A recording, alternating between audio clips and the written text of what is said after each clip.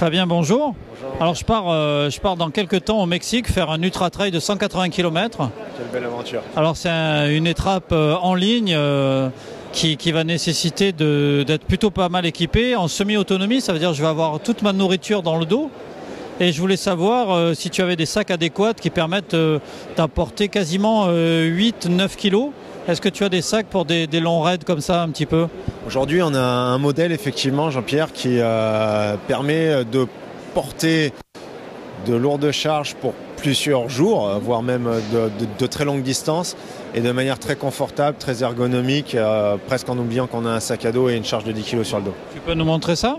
Alors, c'est quoi la capacité? La capacité, il fait 30 litres de volume de rangement.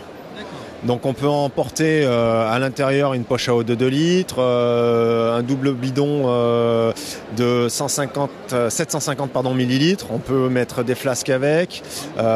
C'est un modèle de sac qu'on préconise sur des courses comme le Marathon des Sables, où on a la possibilité de mettre jusqu'à 1,5 litre d'eau sur la partie avant, mettre aussi du portage sur la partie arrière. On a une ergonomie. Qu'est-ce que tu appelles du portage?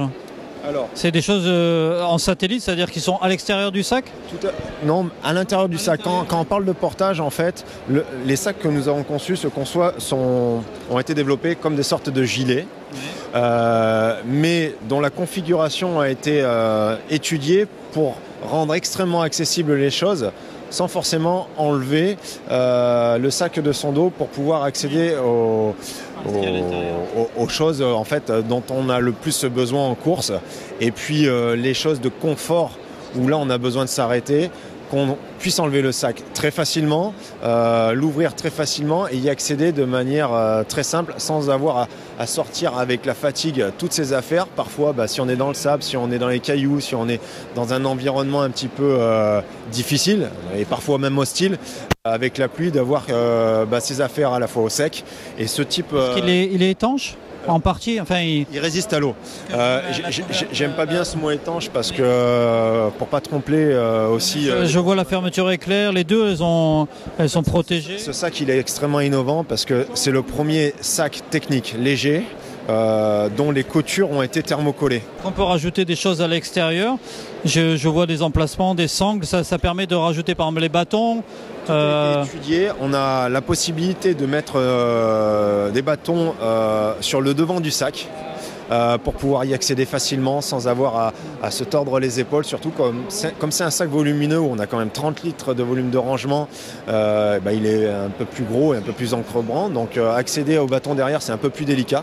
On a la possibilité de les mettre. On a la possibilité avec les sangles carrément de le fixer par-dessus le sac, de différentes manières, où on a la possibilité de rajouter des petits accessoires qui ont par exemple une poche filet qui permettent de mettre le duvet sous la partie du sac pour éviter que ça gêne. Ce qui fait qu'on peut même accéder à cette partie-là sans avoir à enlever son sac. Et comme c'est vraiment ergonomique et c'est maintenu sous le sac, ça ne ballotte pas et ça ne entraîne pas une charge supplémentaire sur le dos. C'est vraiment étudié dans le prolongement du sac au niveau ergonomie. Un sac comme l'Enduro permet de mettre les affaires dont tu as besoin le soir ou la journée à l'intérieur du sac de manière ergonomique et que tu ne m'as pas touché dans la journée, de mettre sur le devant les affaires que tu vas avoir besoin comme l'alimentation ou des mouchoirs, un bandeau. Qu'est-ce que tu appelles sur le devant? Ah oui, dans les poches de devant ici, c'est ça? Ouais, je vais le mettre sur le dos parce que comme ça tu vas voir et j'aime bien parler du produit quand je l'ai sur le dos parce que ça permet de montrer comment il se porte. Alors déjà, tu vois, comme tu peux le voir, le sac il est vraiment extrêmement ergonomique, ce qui fait que malgré la chaleur ou pas, on n'a aucune brûlure qui se fait au niveau du cou. On a un système de réglage au niveau de la poitrine qui, avec la charge, en fait, est très accessible et permet justement d'épouser complètement la forme du dos. Système de maintien sur le devant qui permet justement que le sac fasse corps avec soi pour éviter qu'il y ait un ballottement qui se fasse.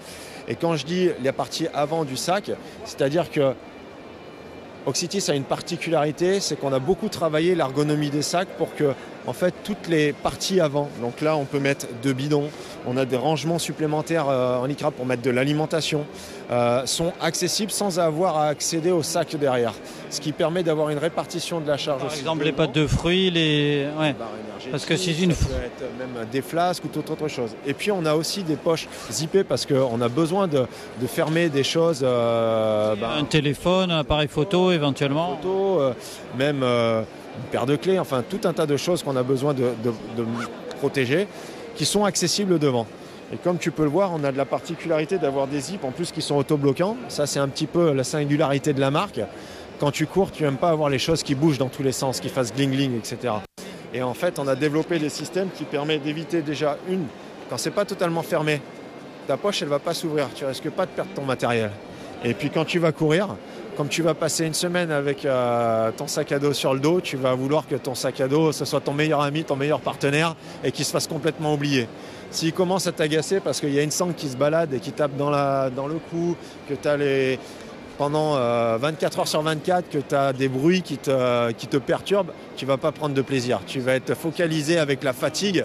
Et nous, on est beaucoup attachés dans le développement de nos produits à ces petits détails qui facilitent la vie et qui font que tu prennes plaisir à courir.